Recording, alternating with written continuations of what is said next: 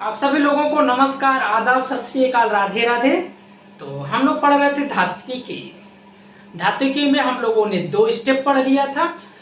दूसरा स्टेप पढ़ रहे थे जिसमें से समृद्धिकरण पढ़ लिया था।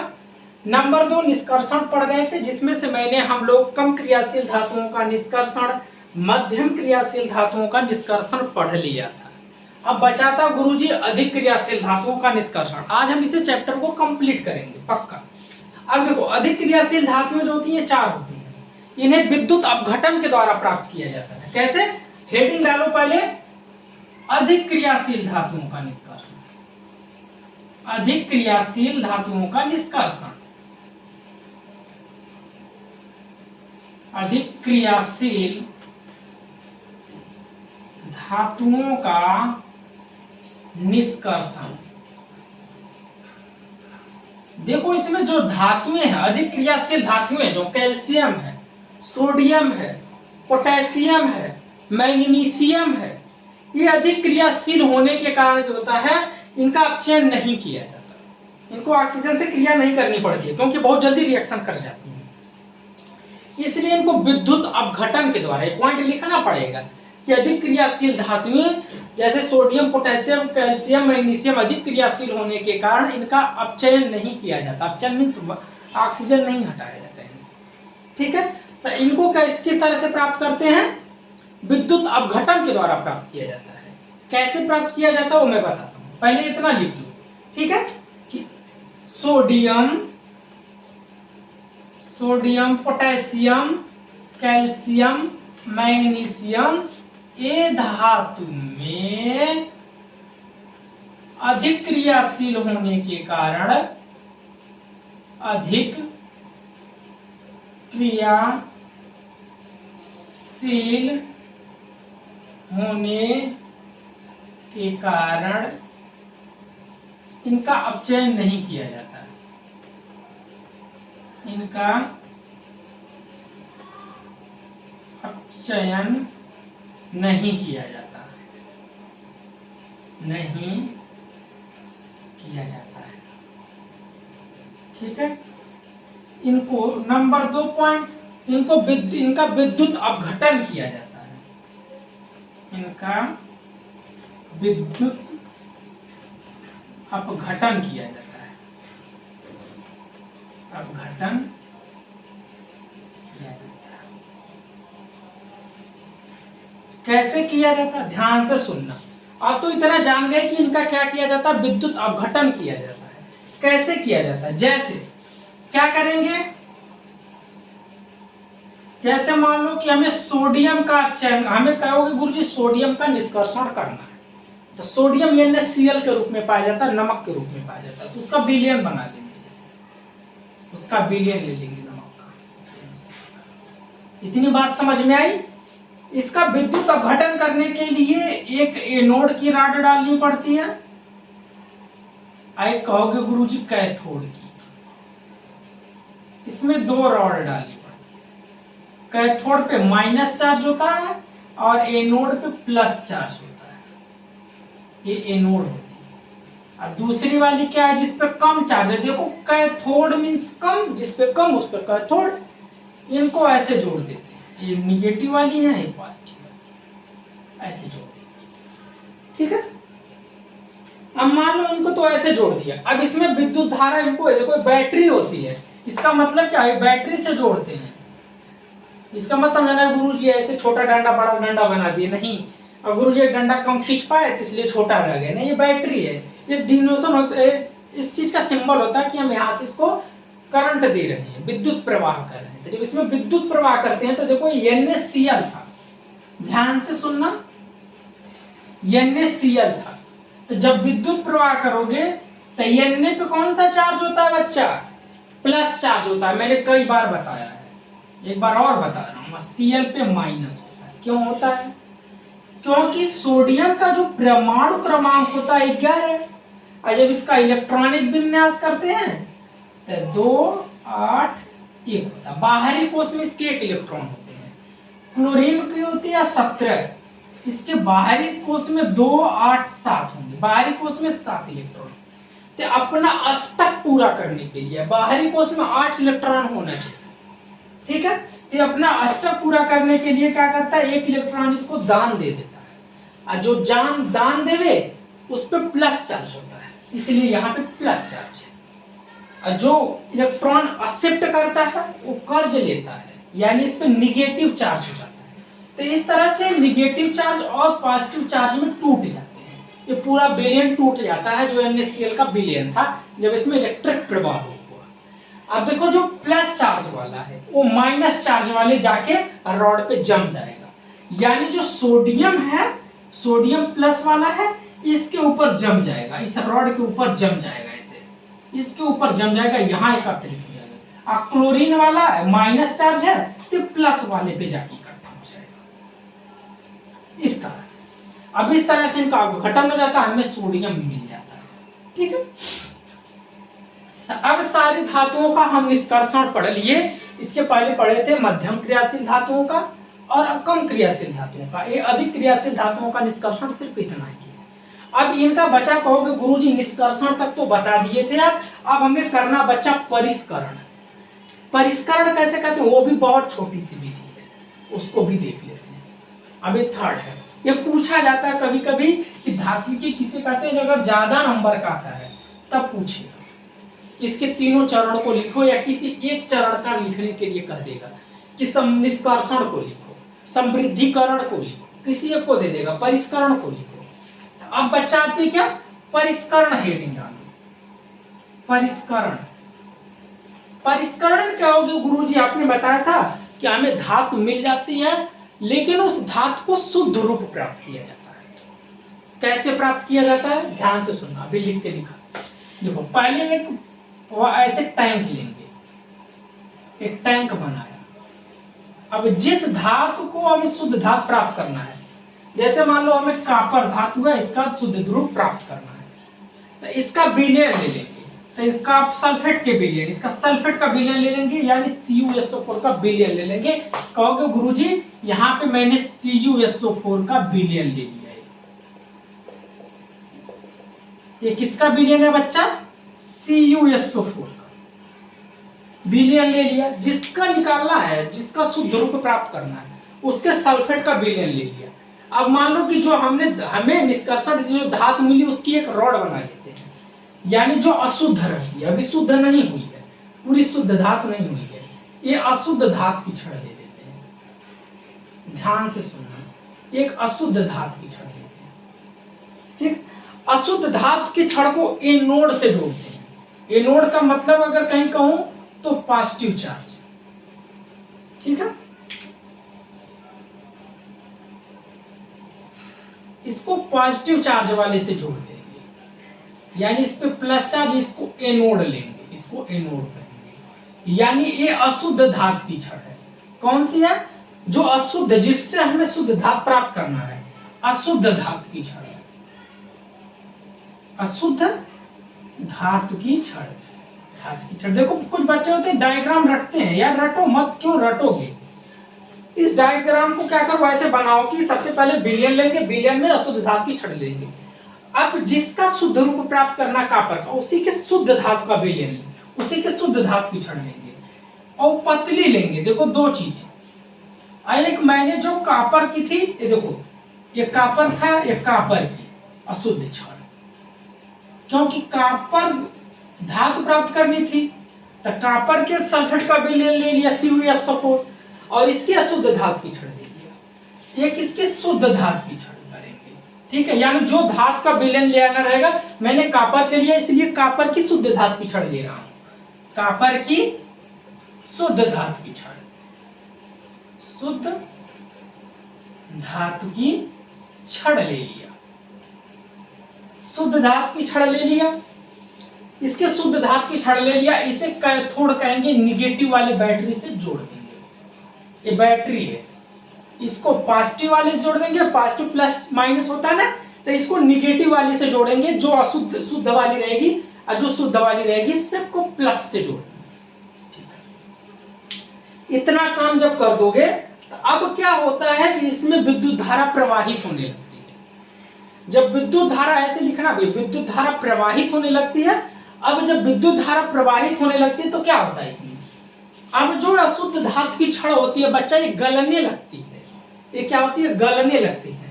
और इसकी शुद्धता और अशुद्धता दोनों, इसकी जो जब गलने लगेगी, जो अशुद्ध वाली रहेगी, शुद्ध वाली नहीं रहेगी, इसके विलयन में गलने लगेगी। और जब विलयन में इसकी गलने लगेगी तो जितना शुद्ध गलेगी उतनी अशुद्ध गलेगी। ये तो मिक्सचर है। तो जो शुद्ध वाली धातु रहेगी ये प्लस चार्ज है, इस पे देखो ये प्लस चार्ज है, तो माइनस वाले से जाके सट जाएगी, यानी ये शुद्ध धातु की छड़ वाले से जाकर के इससे चिपट जाएगी। किससे, जो शुद्ध धातु की छड़ इससे चिपट जाएगी। और जो अशुद्धि रहेगी वो नीचे ऐसे जम जाएगी, कहीं इसी के पास जम जाएगी, जाकर यहीं पे जम जाएगी। इसे अशुद्धियां कहेंगे, जो अशुद्धियां रहेगी। यानी देखो, अब पहले धातु की छड़ क्या थी, शुद्ध धातु की छड़ क्या थी, पतली थी। लेकिन जैसे जैसे इस पे चिपकता जाएगा चिपकता जाएगा चिपकता जाएगा, ये मोटी होती चली जाएगी।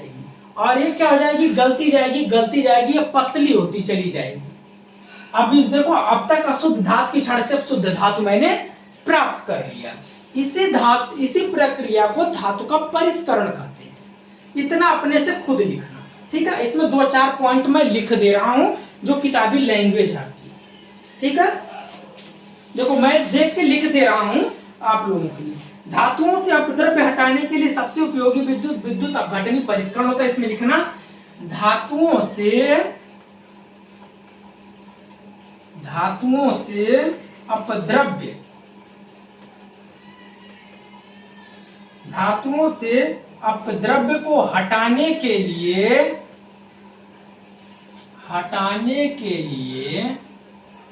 अपद्रव्य को हटाने के लिए सबसे अधिक उपयोगी विधि, सबसे अधिक उपयोगी विधि विद्युत अपघटनी होती है। ये विद्युत अपघटनी, अगर विद्युत धारा प्रवाहित करेगी तो विद्युत अपघटनी होगी, विद्युत अपघटनी होती है। पहला point, number 1 point. Number 2 point, ऐसे पॉइंट वाइज लिखना। जब विद्युत धारा प्रवाहित होगी,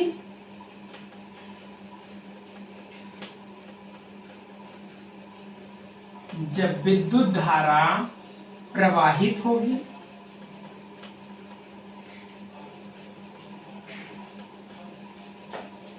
अशुद्ध धातु और घट में घुलने लगेगी। अशुद्ध धातु, ये अपघट्य है जो विलयन है, इसी में गलने लगेगी। अब घट्टे में घुलने लगेगी, घुलने लगेगी, ठीक है। नंबर 3 पॉइंट, उसी समय अपघट्य से शुद्ध धातु जब गल जाएगी तो उसी समय जो मैंने बताया, उसी समय अपघट्य से जो गला रहेगा विलयन में, अपघट्य से शुद्ध धातु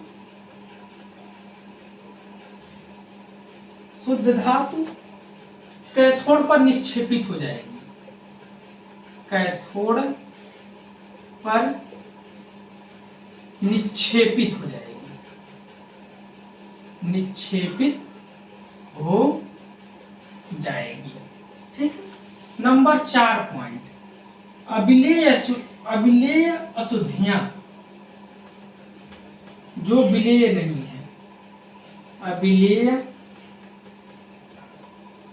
अशुद्धियां एनोड तली पर, ये देखो, ये तो जो हमारी शुद्ध धातु रहेगी तो कैथोड रहेगी, कैथोड वाली जो हमारे यहाँ पे थी कम वाली चार्जेस था, ये मोटी हो जाएगी। और जो अशुद्धियां रहेगी ये क्या करेगी, एनोड के नीचे जमने लगती है। अशुद्धियां एनोड तली पर निक्षेपित होती है,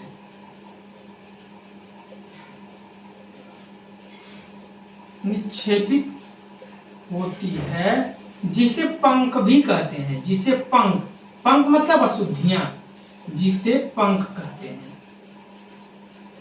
पंख मत समझना, पंख कहना। अब होता क्या है, देखो Cu है, इस पे देखो, इस पे क्या होगा, 2 इलेक्ट्रॉन इसके निकल जाएंगे,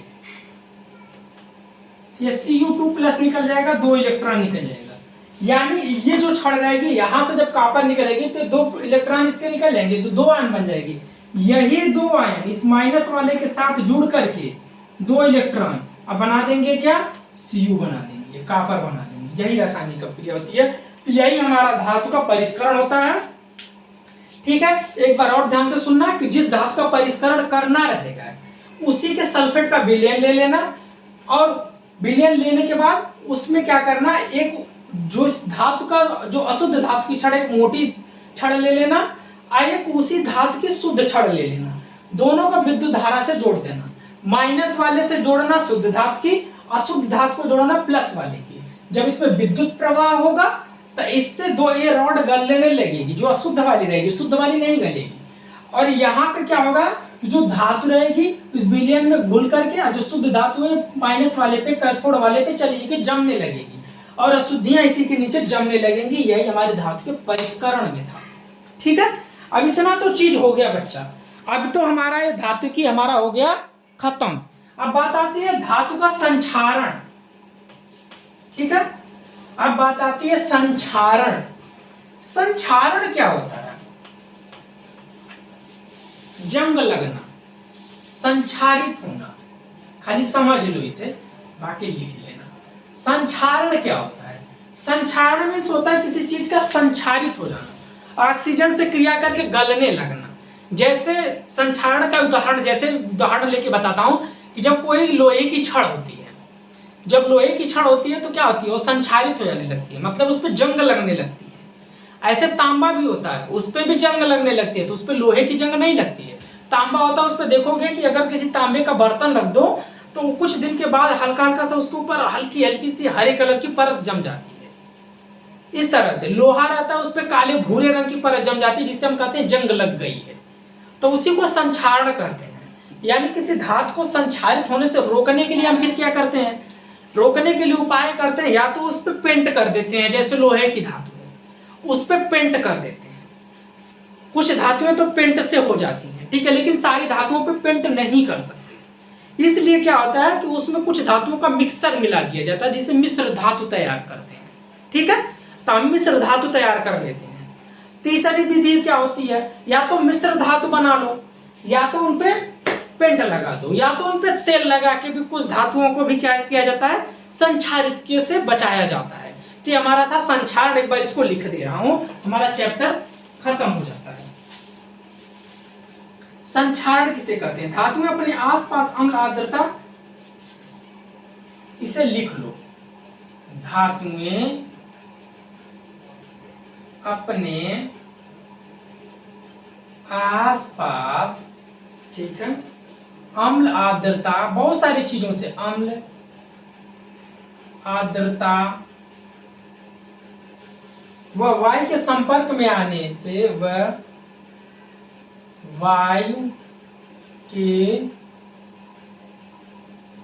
संपर्क में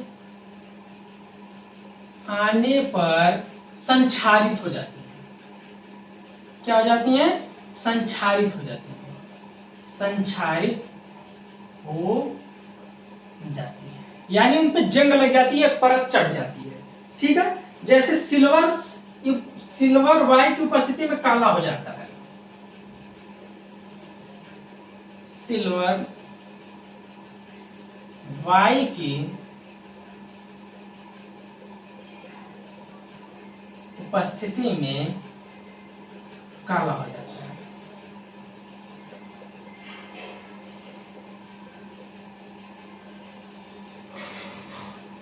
लोहा वायु के संपर्क में आने पर उस पर भूरे रंग की परत जम जाती है। लोहा वायु के संपर्क में आने पर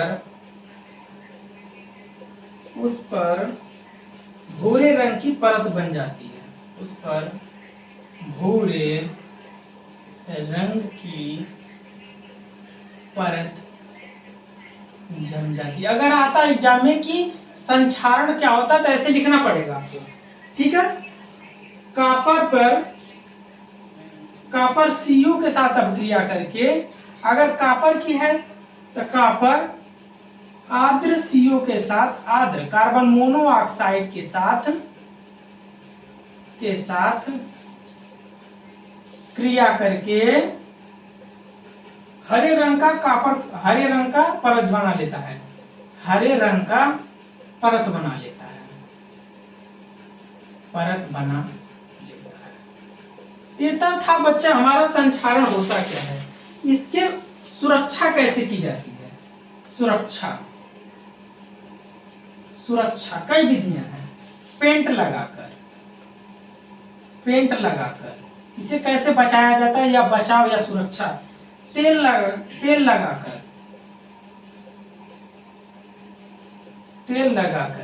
मिश्र धातु बनाकर,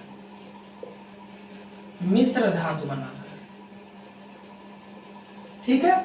अब मिश्र धातु क्या होती है, जब दो या दो से अधिक धातुएं, ठीक है, मिलाई जाती हैं।